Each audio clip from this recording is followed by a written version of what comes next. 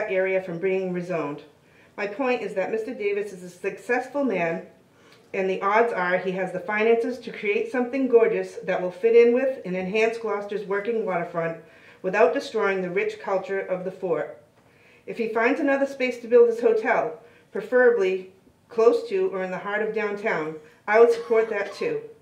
I will be ecstatic if Mr. Davis brings mindful development to Gloucester, which in turn creates the jobs we so desperately need here. I'm just asking that he rethink and choose another already zoned for hotel use location. Just think, while he's focused on Gloucester, wouldn't it be awesome if he built a sneaker factory in one of our industrial parks to bring even more jobs to Gloucester?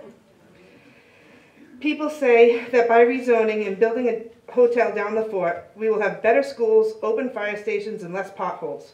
With all due respect, I don't believe Mr. Davis's current plan is going to save the soul of our city. I certainly haven't seen any changes in the schools nor fire stations reopen that were promised when the downtown crossing was okayed. We are a beautiful melting pot of diverse people: Portuguese, Italian, Finns, Brazilian, Irish, Scottish, Indian, Greek, or Chinese, or of different abilities. We are Gloucester. We are the people of this beautiful city. We have to keep our eyes open and try harder to find people to invest their money here and create some really inspirational attractions to visit. We are an extremely talented, unique, and artistic sort here in the 01930. We come together when one of our own is in need. Again, it doesn't matter if they were born here or washed ashore yesterday. Look at how many more bright and talented people are moving here. Let's open our eyes, our hearts, and our minds and brainstorm together. How can we help Mr. Davis create something great and lucrative that fits in with the zoning laws for generations to come? Never forget, people come here because they love the authenticity of our fishing port. From our small streets and historic architecture, great seafood, the music, the arts, and especially our extensive roots tied to the fishing industry. Let's build Gloucester for Gloucester. Viva!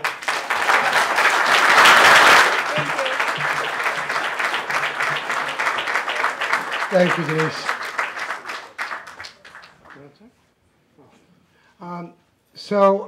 Last year, a friend of mine called me up and said, hey, there's a new couple that met. I'm addressing this because I was kind of surprised. I've recently been accused of not wanting out-of-towners here. But a friend of mine called me up and said, hey, there's a new couple really into Gloucester. They want you to row them at their wedding.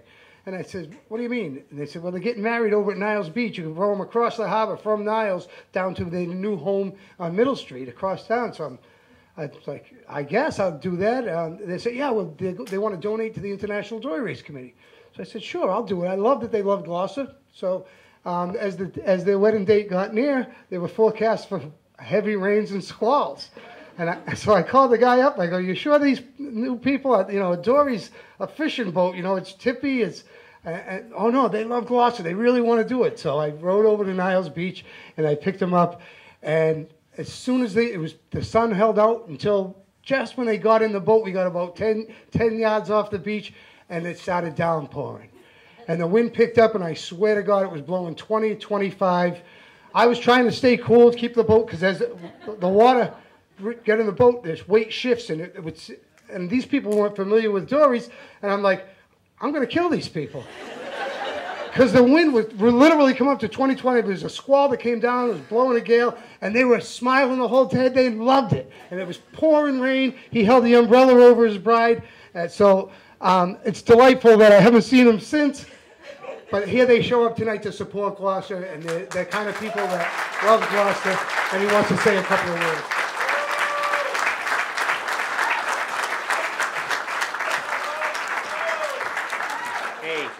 Anybody who says Jimmy's not a poet, we were out in the middle of the water there, and not only was it squalling, but he mentioned the fact that he forgot to say it also started to hail. So this is 3rd of July, hail's falling all over the place, the sky is black, the hail's hitting the water and sending up these little white drops bouncing back up out of the water, and Jimmy looks, look, a sea of diamonds for your wedding. Yeah, it was amazing. But yeah, my name's Nathaniel Mulcahy. I come with 3 perspectives for you. I grew up half in Massachusetts, half in Italy. My parents are both, my father's name is Mulcahy, my mother is Gabriella Maria Piera Beatrice Bergamini, so very Italian. My wife and I were looking for a place to set down roots. This is as close across as you can come to the New World and Old World in one location. So from a cultural perspective, Gloucester is magic. I'm also a businessman. And I had a good business in Italy. I was needing to expand it.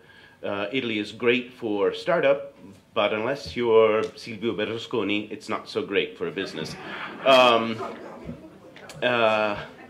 Gloucester was one of the many, many cities that we looked at to set up our new business and move everything that we had in Italy. It's an international business. We've done work in 13 different countries. Move it back to this country, creating new jobs here. One of the things that's not been mentioned tonight is Gloucester is one of the few certified Eastern Coast green cities. It was certified 2 years ago as a green city. It's a huge accomplishment. You should be getting a lot of mileage out of that. It's one of the main reasons we moved back here.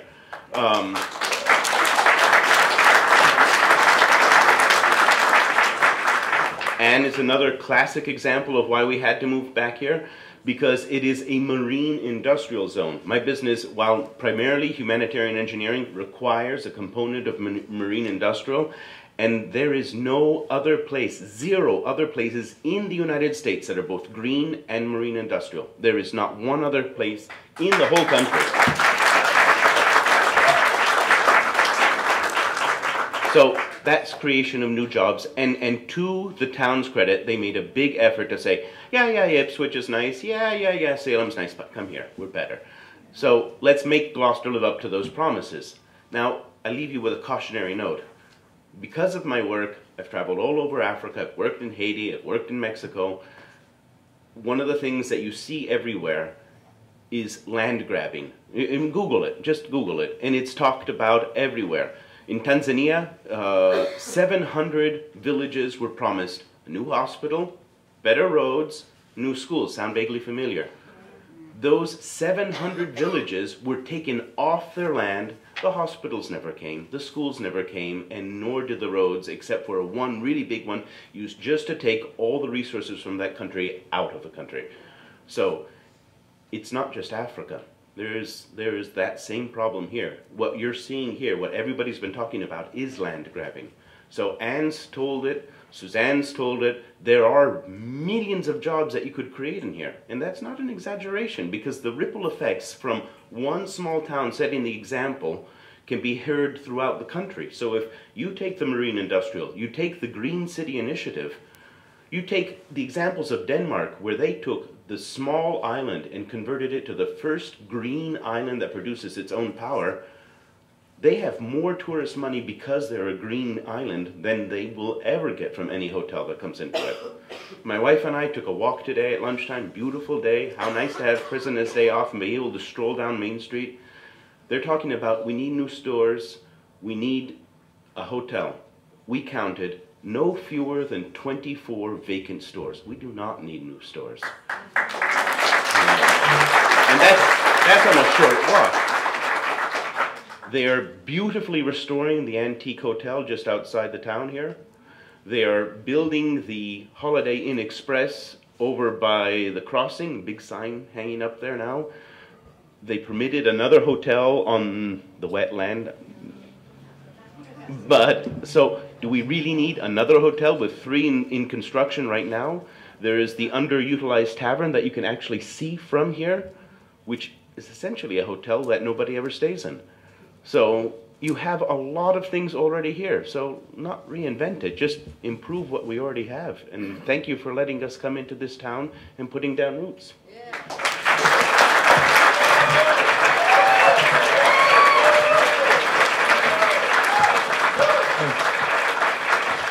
I was really hoping we'd talk a little more about the dory ride, how I kept the course, it was blowing, but that's all right. You gave a very educating us. Thank you for educating us. I didn't even know all that stuff you gave us. So, anybody else? Yes.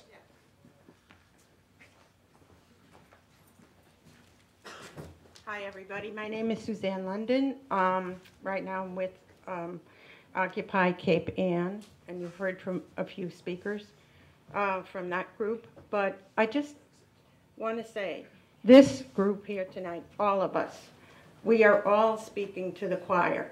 We are all in agreement, and we're here for the same reasons, I believe. My question is, how can we peaceably and reasonably speak to the guy who is causing all this problem, Jim Davis? If he were sitting right here, you know, he would hear a lot of different sides. We're painting him the devil, and he may very well be, because he's the 0.1%, and I am, you know, amongst the 99%. But very, very rich people can do very, very good things with their money. And I would like to know, what are the efforts that have been made to sit down and talk to him and to see if we can't reasonably convince him he should do something else. That's a good idea. That's a good idea. That we, several of the citizens groups I've been working with have said we need to give this guy an opportunity to make right, and I agree with that 100%. Well, I don't know that this guy is the devil. For all I know, maybe he's been unaware and he's just putting money into partnerships and saying, "Oh, Gloucester needs money. Here you go," and they develop. You know, I don't even know. So I don't want to persecute a man that hasn't had an opportunity to speak for himself, but I think it speaks volumes that he's not here saying what he's going to do. So if anybody can... Yep, he made generous donations. He made $1 million donated to the Newell Stadium, but that's frankly, that's pocket change to $1.8 billion. Do you feel that the sign entering Davisport really is disingenuous to and inviting him to be here? Would you like to speak, Eddie, or have an opportunity? I'm just saying, do you really think that the sign entering Davisport makes it really welcoming for this gentleman to come here? He did put $500,000 to his Newell Stadium. I just don't know if anybody knows what else he's done. If you go to the website, it's amazing the amount of philanthropy work that this gentleman does. Whether or not we have a hotel, the Bird's Eye building has to be addressed. It is an eyesore. And if that can help actually take care of those 24 empty storefronts that you saw on our main street by bringing tourists here, yes, I want to protect my fort. I love my town. I love Gloucester. But I also recognize the fact that there's somebody willing to invest $75 to $80 million in a decrepit-looking piece of property that has been that way since I've lived in this community for about 30 years. It has not been used. There were times before Mac Bell bought it, when it was available, somebody could have bought it. Somebody could have leased it many times and done something with it. Those industries never saw never saw the reason to make that investment. If they didn't see fit to make the investment now, why fight so hard somebody putting an investment into that piece of property? Do I believe that a lot of the concerns here have to be met? Most definitely. I love my town. I love my neighbors. But that has to be developed one way or another, and here's somebody willing to put the money down and do something with it. I haven't heard anybody else saying they want to put that. Who has that kind of money? I know we don't. I know there are many, many storefronts on Main Street that need to be filled. I think that the tourist industry from that section with a beachfront, yes, is what it's going to take. A hotel. The Tavern is not a hotel. They've got their own agenda up there. They're a function hall. Waterfront right there, walking distance. Our new harbor walk that they're putting in, it's all tourist related. It'll bring them downtown. Let's fill up the storefronts. Thanks, Jimmy. Thank you, Ed. And we respect every other opinion, and Ed does make some good points there. It's just that it's not about this one property. The fear and the reason for the sign is because he's buying several properties. What is he going to do with the other? They must be for sale. Oh, absolutely they're for sale. But what's he going to do? Where's the plan? That's all right. So thank you, Ed. I appreciate your everybody gets a chance to speak, and everybody has legitimate concerns, and hopefully we can find a common good. You want to? Can I just speak very briefly to the eyesore piece? The last two owners have been developers who couldn't be bothered to slap a coat of paint on while we're deciding as a town what to do for it. If it's an eyesore, it serves their interests well. And I have a really hard time listening to people who have